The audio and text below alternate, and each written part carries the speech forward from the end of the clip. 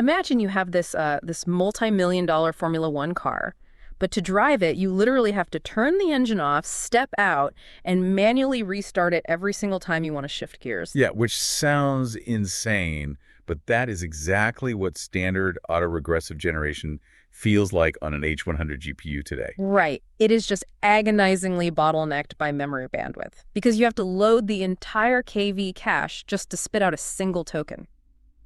So we are jumping straight into the slop today. Welcome to AI Paper Slop, our YouTube series where we summarize the latest AI and tech papers for researchers and engineers. And today's paper is an absolute heavyweight. It finally figures out how to keep the pedal to the metal. Exactly. It's called DSpark, Confidence Scheduled Speculative Decoding with Semi-Autoregressive Generation by DeepSeek AI and Peking University. And I want to give you the core insights right up front. Yeah, give them the high-level summary first. So basically, standard parallel speculative decoding drafters suffer from this thing called suffix decay.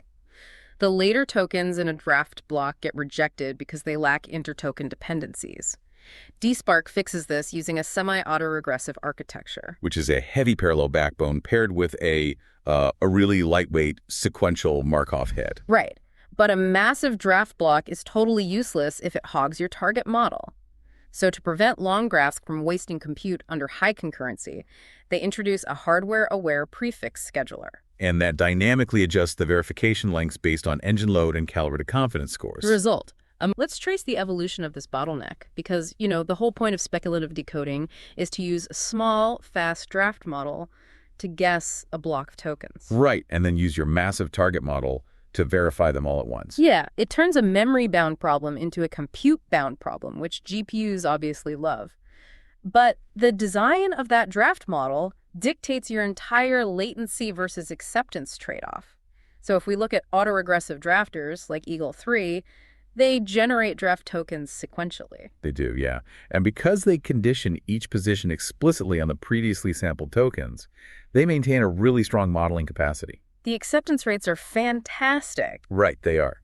But the fatal flaw is that the drafting cost grows linearly with the block size. In big O notation, it's an O of gamma latency, where gamma is your block size. So if you want to draft, say, 16 tokens, you literally have to run that draft model 16 consecutive times. Which means your draft model, it just becomes its own sequential bottleneck. It forces you to use very shallow architectures and really small block sizes. So the field naturally pivoted to parallel drafters, like DFlash, which produce all the draft tokens in a single forward pass. Suddenly your drafting latency is O of 1. Yep, it takes essentially the same amount of time to draft 16 tokens as it does to draft 2. But that O of 1 speed introduces the multimodal collision problem. Okay, let's unpack this with a quick analogy. Parallel drafting is basically like asking 5 different writers to sit in separate soundproof rooms.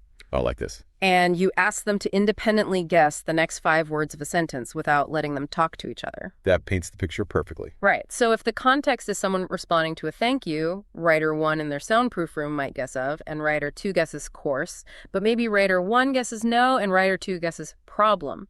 Both of course and no problem are perfectly valid continuations. Cooley's out. But because they are guessing in parallel, marginalizing over all possible prior tokens, you combine their most likely individual guesses and you get a collision. You get a problem, which is complete gibberish. And that gibberish, it manifests in the data as rapid acceptance decay or suffix decay. The first token in your parallel draft block might have a 90% chance of acceptance. By token 3, it's maybe 40%. Wow. By token 7, it's statistically useless. The sequence has completely lost coherence. You end up burning all these GPU cycles, generating a 16-token draft, when only the first 2 or 3 tokens are ever going to survive the target model's verification phase. Right. So if parallel generation fundamentally falls apart at the tail end of the block because the tokens can't talk to each other, the only logical fix is to reintroduce some form of sequential memory back into the architecture. Which is exactly what DSpark does with their semi-autoregressive design. So how do they actually pull that off without ruining the speed? They split draft generation into 2 distinct stages to get the best of both worlds. Stage 1 is the heavy parallel backbone. They use a modified version of DFlash that runs a single forward pass over the entire block, churning out the base logits for all positions simultaneously. And the modification basically makes the anchor token the first prediction position to shave off some draft computation, right? Exactly. Then stage 2 is where they fix the suffix decay. By appending a lightweight sequential block. Right, they inject a prefix-dependent transition bias. Standard parallel drafters use a globally normalized energy model, which assumes all tokens are independent. DSpark replaces that with a Markov head, which induces a causal block distribution. Meaning the transition bias for any given token depends strictly on the immediately preceding token. Yes. Okay, I have to pause and push back on the physics of this for a second. The entire reason we abandoned autoregressive drafters was to escape the sequential O of gamma bottleneck. If DSpark is explicitly adding a sequential token-by-token loop back into a parallel drafter, doesn't that inherently ruin the latency? We are back to waiting for token 1 to finish before we can calculate token 2. That's the obvious concern, yeah. But the overhead is where the engineering really shines here. The Markov head doesn't run a full neural network pass. It uses a low-rank factorization for the transition matrix. Oh, interesting. They approximate it with two highly compressed matrices, W1 and W2, with a rank just 256. W1 acts essentially as a tiny embedding lookup table, and W2 is a simple logic projection. So the math involved is so fundamentally shallow that the GPU can crush that serial loop in a fraction of a millisecond. Exactly. When you look at the profiling data for a standard production batch size of 128, scaling the draft length from 4 to 16 tokens adds a marginal 0.2% to 1.3% latency overhead compared to a pure parallel D-flash baseline. That is basically nothing. It's nothing. The heavy parallel backbone completely absorbs the time cost, yet the efficiency gained from that tiny bit of dependency modeling is staggering. Across math, code, and chat domains, a shallow 2-layer DSpark model actually outperforms a deeper 5-layer D-flash baseline in total accepted length. That is wild. 2 layers beating 5 just because the model gets a microscopic hint about what the previous word was. That makes all the difference. Okay, so DSpark can now efficiently generate these massive, highly accurate draft blocks of up to 16 tokens with almost zero latency penalty. But that introduces a massive system-level problem on the verification side. If drafting is essentially free, the naive approach would be to blindly send all 16 tokens to the giant target model for verification every single time. Which we connect this to the bigger picture would be catastrophic in a high concurrency production environment. Right. If you are running a massive cluster on VLLM or continuous batching with thousands of active users, target model compute is your most precious finite resource. Verifying a token that is destined to be rejected isn't just harmless waste. It actively steals critical batch capacity from other users in the queue. It's a massive opportunity cost. If I send 10 garbage tokens to the target model, that's 10 tokens I could have used to process someone else's prompt. Plus, acceptance rates vary wildly depending on what the user's asking. They really do. The paper notes that structured requests, like writing Python code, naturally sustain very high acceptance rates deep into the 16-token block because the syntax is rigid. But open-ended daily chat, the entropy is so high, the model can go in 100 different directions, and acceptance decays incredibly fast. Right, so if you use a fixed verification length of 16 for a creative writing prompt, you're almost certainly throwing away target compute on the last 8 to 10 tokens. DSpark handles this by introducing a confidence head alongside the draft model. And what does that do? It predicts a per-position prefix survival probability. For each draft position, it outputs a scalar between 0 and 1, representing the conditional probability that the token will survive target verification under the assumption that all preceding tokens were accepted. But raw neural network probabilities are notoriously trash. Very true. They are inherently overconfident, you know? If a model says it is 90% sure about a token, it might actually only be right 75% of the time. If DSpark routes hardware compute based on raw, uncalibrated confidence scores, the scheduler will completely misallocate GPU resources. They must have had to calibrate them rigorously. Oh, absolutely. The calibration is a two-step mathematical process. First, during training, they supervise the confidence head using the total variation distance between the draft model's distribution and the target model's distribution. Let's unpack total variation distance for the engineers listening. Why use that specific metric? So in probability theory, total variation distance measures the largest possible difference between the probabilities that two distributions assigned to the same event. In the specific mechanics of speculative decoding, the acceptance of a draft token is determined by comparing its probability in the draft model against its probability in the target model. Right, so if the draft probability is higher, it gets accepted with a probability ratio. If it's lower, it's accepted completely. Exactly. And the TVD mathematically bounds this rejection rate. So minimizing the TVD directly maximizes the expected acceptance rate.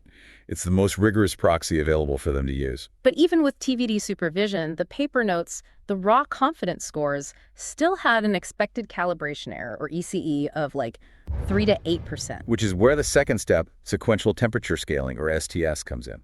Post-training, using a held-out validation set, they calibrate the joint probability from left to right across the draft block.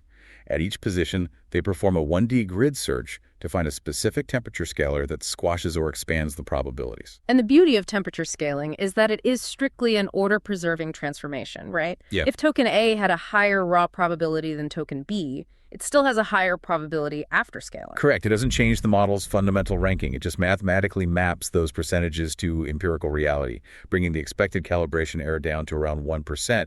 Okay, so you now have highly calibrated, trustworthy survival probabilities for every single token in the draft block.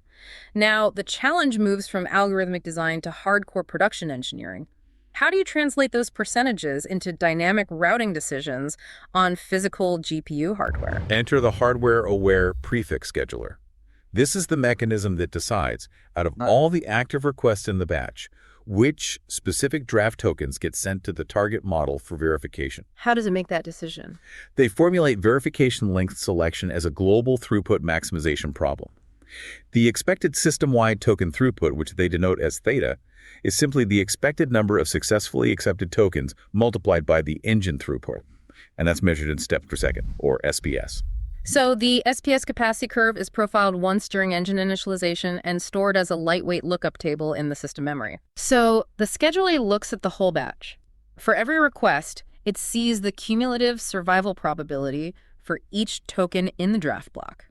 Because tokens must be accepted as a continuous prefix, those probabilities naturally go down the deeper you look into the block. You have to. The scheduler is greedy. It grabs the draft tokens with the absolute highest survival probabilities across the entire global pool of requests, incrementally packing them into the verification batch until the expected throughput, theta, hits its peak and starts to drop. That is the theoretical mechanism, yes. Wait, I actually spot a massive causality leak here. Let me work through the math real quick. Lossless speculative decoding strictly requires the non-anticipating property. Your decision to admit a token into the verification batch cannot mathematically depend on future candidate tokens. Yep, that's the rule. But we just established that the Markov head needs the generated token tet to calculate the confidence score for token tet plus 1. If the scheduler scans ahead through the sequence to see if admitting token 3 will maximize global throughput, it is explicitly using the realization of token 2 to make that decision. Yes. Scanning ahead leaks future token information. Doesn't that selection bias completely break the mathematical guarantee of speculative decoding? It's a brilliant observation, and you've hit on the exact theoretical tension the authors had to resolve. Oh, wow. Okay. If you do a retrospective global search on the current step, you inadvertently leak future token realizations into your admission decisions, which completely breaks the exact target distribution recovery. The mathematical fix for this is something called early stopping, where the moment the expected throughput drops, the scheduler instantly breaks the greedy search. Right. By forcing the search to stop immediately without looking ahead, the truncation decision relies solely on the prefix processed up to that exact step. It isolates the admission event from future tokens, preserving the non-anticipating property. But, and here's the kicker, early stopping assumes that the hardware capacity curve, the steps per second, is a smooth, gracefully decaying line. And anyone who has worked with physical GPUs knows that hardware capacity is not smooth at all. Not even a little bit. It is violently discrete. GPU throughput exhibits jagged stepwise cliffs. Think about trying to pack varying-sized boxes into a shipping container. You don't slowly run out of space. You hit a hard physical wall where the next box either fits perfectly or requires an entirely new container. Right. GPUs hit these cliffs as batch sizes cross specific memory bandwidth or compute thresholds.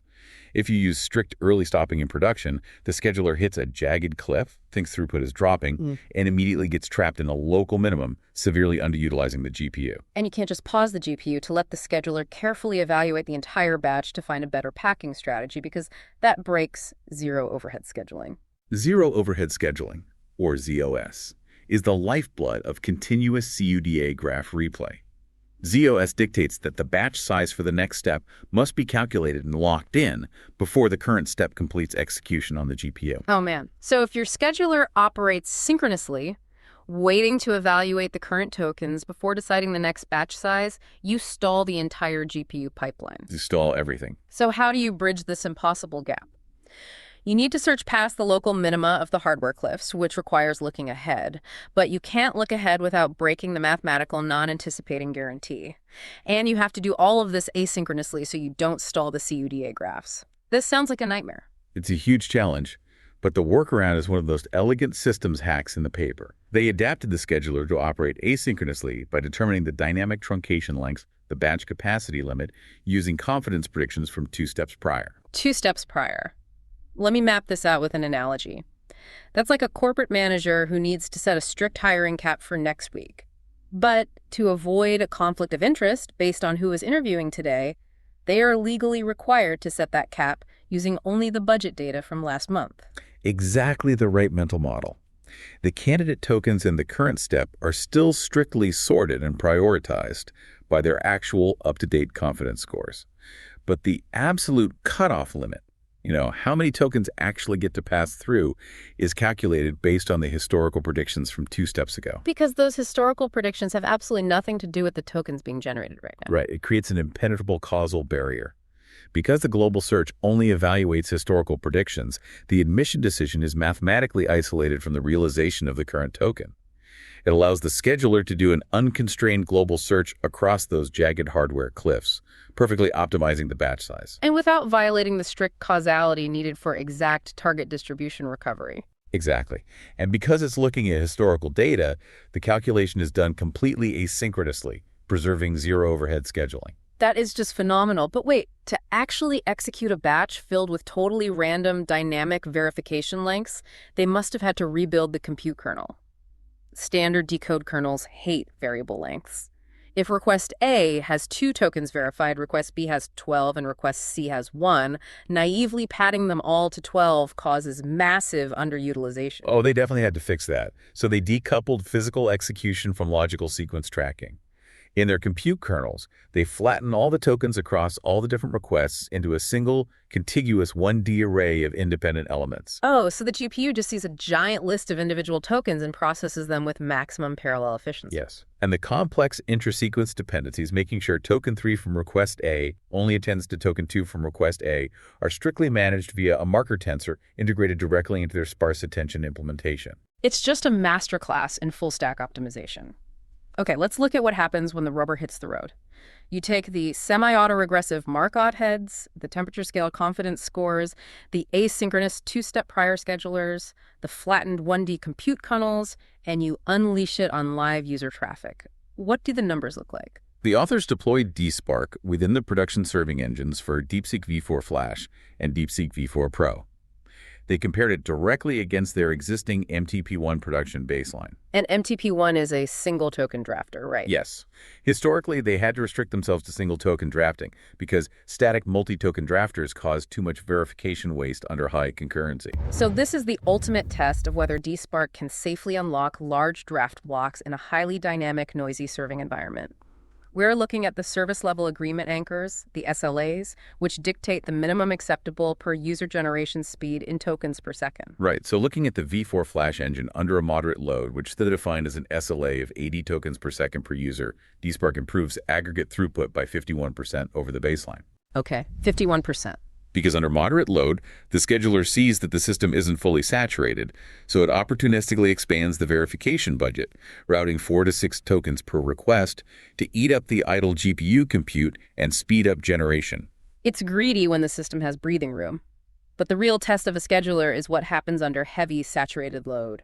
Under a strict SLA of 120 tokens per second per user, the system behaves completely differently. At this extreme constraint, the MTP1 baseline basically collapses.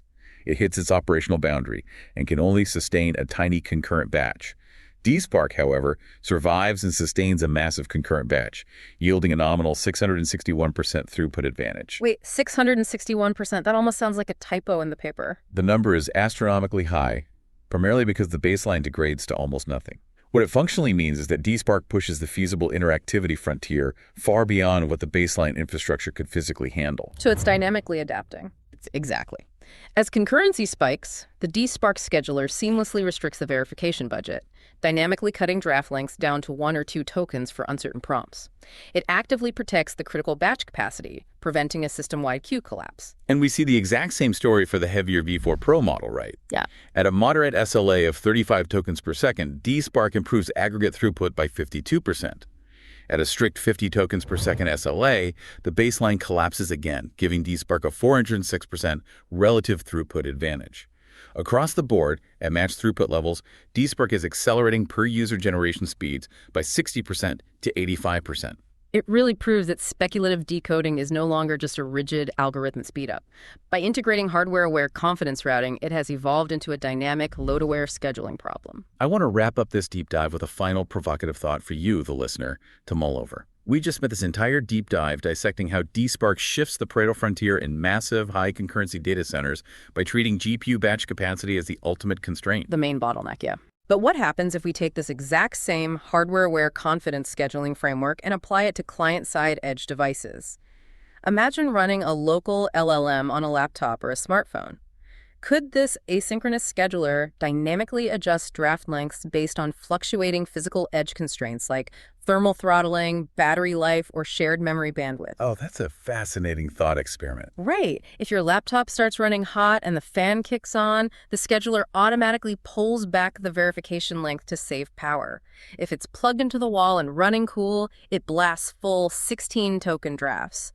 It really makes you ponder how these scheduling breakthroughs are paving the way for a dynamic, hardware-aware operating system for LLMs across every class of device. Moving from cluster-level batch constraints to localized thermal constraints is definitely a direction for the open source community to explore. It's going to be wild to see. Thank you for joining us in the slop today. Keep building, keep optimizing, and we will catch you in the next deep dive on AI Paper Slop.